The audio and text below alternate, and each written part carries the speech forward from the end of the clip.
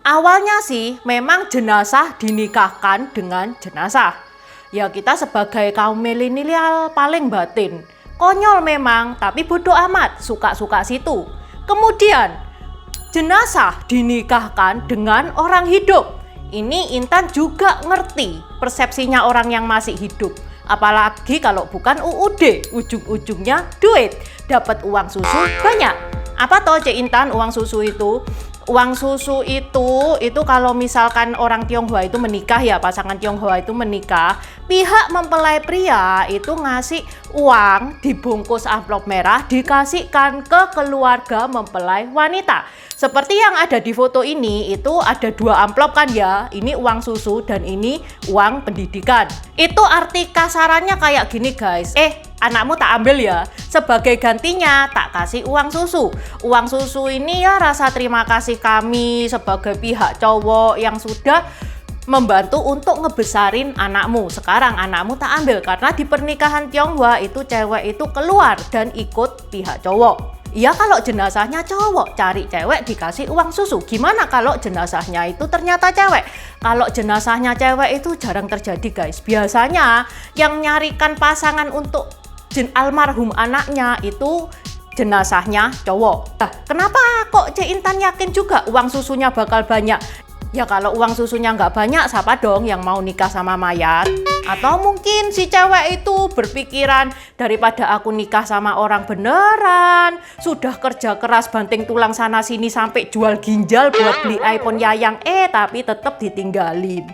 Kalau sama orang beneran, bisa-bisa kita anggap dia kekasih, tapi sebaliknya dia anggap kita bank perkreditan rakyat, yang bagi dia pinjaman super mega ultra lunak, yang bisa dipinjem kapanpun, cairnya cepet, bayarnya nggak pakai jatuh tempo, tanpa bunga, dan kalau putus, utang auto lunas. Ayo, mending merit sama cowok beneran atau sama jenazah? Hingga yang keterlaluan ini guys, di tahun 2007, seorang pria berusia 35 tahun yang bernama Yang Tung Hai itu membunuh 2 wanita dan mayatnya itu dijual untuk pernikahan hantu seharga 16.000 renminbi atau setara dengan 36 juta rupiah. Nonton video ini sampai habis, nanti Intan ceritain detailnya itu kayak gimana. Untung aja guys di Indo ndak ada tradisi pernikahan hantu ini. Lawang di Indo aja 10.000 aja tega ngebunuh temen, apalagi demi uang 36 juta. Taja nih hao, namaku Intan, selamat datang di channel aku, Dynasty. Buat teman-teman yang mau mendukung channel Dynasty ini, supaya channel ini bisa menghasilkan gambar dan suara yang lebih bagus lagi, teman-teman bisa dukung Intan via Saweria. Linknya Intan taruh di description box di bawah ya. Dukungan sekecil apapun itu berarti banget buat Intan. Juga kalau misalkan teman-teman ada pertanyaan, request, ataupun challenge juga bisa disampaikan via Saweria. Next video Intan baca semua pesan yang masuk via Saweria. Hari ini Intan mau membahas tentang pernikahan hantu. Makanya Intan dandan kayak gini nih. Kepengennya Intan dandan kayak Fala. Ya tapi karena low budget ya hasilnya kayak gini. Oke, nggak pakai lama, langsung to the point. Pernikahan hantu ini itu tradisi yang sudah ada sejak 3000 tahun. Tradisi ini namanya Ming Yun. Tradisi pernikahan hantu ini bukan cuma di China doang, ada di Korea, Taiwan, Perancis, Sudan, Singapura. Tapi yang Intan bahas sekarang, Intan fokusin yang di China. Pernikahan hantu ini terjadi kalau almarhum dan almarhumah itu meninggal dalam keadaan single. Dan orang tua itu kepengen menikahkan si anak dengan berbagai alasan. Karena yang pertama, si anak itu pengen menikah tapi tidak keturutan. Ini dipercayai kalau keinginan si anak tidak dituruti akan membawa sial. Itu yang pertama. Yang kedua, di Tionghoa itu ada Titi itu adik laki-laki ya, tidak boleh menikah sebelum Koko itu kakak laki-laki menikah dulu. Jadi kalau misalkan Kokonya itu meninggal dan Titinya itu belum nikah, si Koko juga belum nikah, Titinya juga belum nikah, masa Titinya bakal bujang juga seumur hidup? Maka itulah si Koko ini harus dinikahkan lewat pernikahan hantu supaya Titi bisa menikah. Proses pernikahan hantu ini awalnya itu menikahkan dua jenazah yang berbeda jenis kelaminnya yang meninggal dalam kondisi lajang supaya di alam baka arwah mendiang itu tidak kesepian. Untuk pernikahan hantu ini tidak asal jenazah cewek sama jenazah cowok dinikahkan, itu enggak ya guys ya. Ada faktor-faktor yang dipertimbangkan juga seperti usia, latar belakang keluarga, sampai ini pun melibatkan ahli feng shui. Apa toh ahli feng shui itu? Ahli feng shui itu orang pinter guys. Ada yang bidangnya itu di bangunan, ada yang bidangnya di pernikahan. Nah, biasanya pasangan Tionghoa itu datang ke orang pinter. Itu nanti sama orang pinter itu ditanyain, "Oh, kamu lahir kapan? Jam berapa?" Nanti orang pinter itu bilang, "Kamu ini cocoknya sama sio ini. Nggak cocok sama sio ini. Bukan cuman itu saja. Kalau misalkan sudah cocok, oh saya cocok sama sio ayam ya, berarti aku cocok dong sama si ini. Dilihat dulu si cewek itu unsurnya apa. Unsur itu ada 5, tanah, air, logam, api, lupa satunya. Jadi kalau misalkan si cowok ini misalkan unsurnya unsur api, si cewek unsurnya unsur api juga, meskipun sionya sudah cocok lewat feng shui, tapi unsurnya nggak cocok, itu juga tidak bisa menikah. Kebayang nggak sih guys? Untuk orang hidup aja, untuk nemuin jodoh yang sesuai dengan kriterianya ahli feng shui aja susah, apalagi ini jenazah. Persentase bisa ngedapatinya itu setara persentase Intan menang Miss Universe 2022. Lalu setelah ketemu ya jenazah sama jenazah itu, tulang belulangnya mempelai wanita ditempatkan di kuburnya mempelai pria. Dan ini memicu terjadinya pencurian mayat wanita.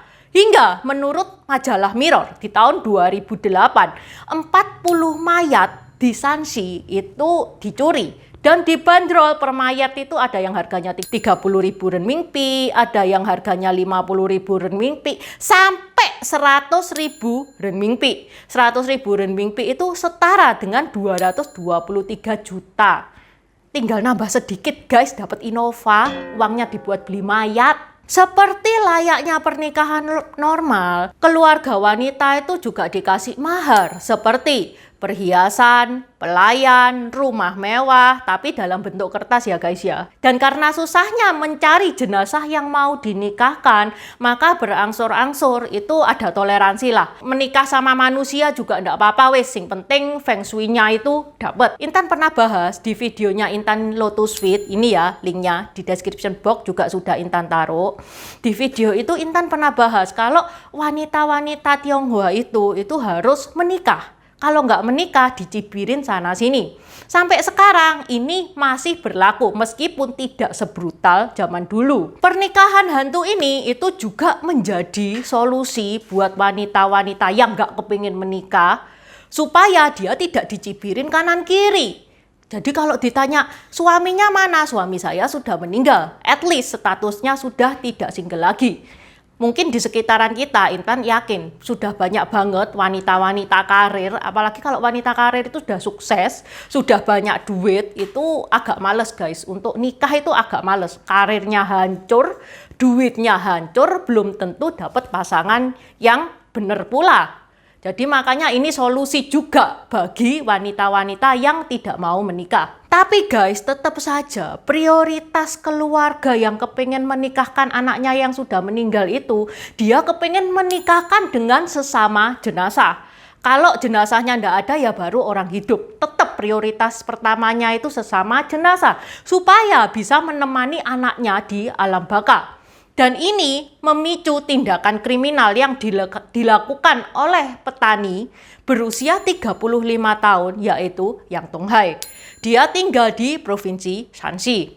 Di tahun 2007 dia ditangkap karena pembunuhan 2 wanita. Dan jasadnya dijual ke Li Longsheng yang spesialis jual beli mayat. Korban pertama Yang Tonghai adalah seorang prostitusi yang dia bunuh dan mayatnya dijual dengan harga 8.000 renminbi atau setara dengan 17 juta rupiah. Korban yang kedua, nah ini kasihan banget guys, dia itu dari keluarga yang miskin. Yang Tonghai datang ke keluarga itu, dia bilang, ada yang mau nikah loh sama anakmu, dapat uang susu 12.000 renminbi. Dikasihkan si anak cewek itu kepada yang Tonghai untuk dinikahkan. Selama perjalanan, si anak ini dibunuh oleh Yang Tonghai dan Yang Tonghai menjual mayat anak ini seharga 16.000 renminbi atau 35.750.000 rupiah. Begitu ditangkap, bencek noe ya.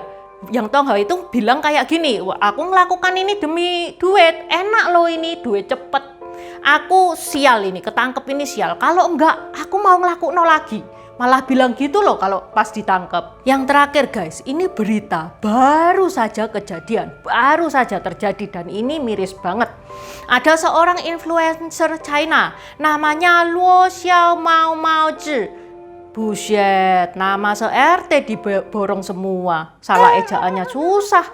Oktober kemarin, Luo ini dia tuh live streaming, dilihat sama followersnya. Luo ini bilang dia itu depresi, dia kepengen minum pestisida. Dia bawa botol minuman tapi ada pestisidanya. Sama followernya bukannya malah dicegah, malah dikompor-komporin. Ayo minum. Dan pestisida itu diminum oleh Luo hingga Luo meninggal. Untung ya subscribernya Intan baik-baik semua, nggak ada yang nyuruh Intan minum pestisida. Habis itu jasad Luo kan dikremasi. Hanya dalam waktu beberapa hari, abunya Luo ini hilang. Mau dijual untuk pernikahan hantu. Tapi ya untung aja pencurinya itu sudah ketangkep. Kemudian menanggapi pesannya Devia Saweria tentang kepercayaan jimat yang dibakar dan diminum, ini pernah Intan bahas sejarahnya di pemberontakan Taiping. Ini ya, linknya ada di sini. Di description box juga sudah Intan taruh. Buat teman-teman, bantu Intan dong, dukung Intan supaya menembus 30.000 subscriber, supaya kita bisa bikin grup, supaya kita bisa berdiskusi. Ini nih, Intan sudah dandan kayak gini, kurang niat apa coba demi kalian. Oke, sampai di sini dulu. Terima kasih sudah menonton. Terima kasih udah nonton channel ini sampai habis. Dukung aku terus berkarya dengan klik subscribe dan bunyikan lonceng di bawah ya guys.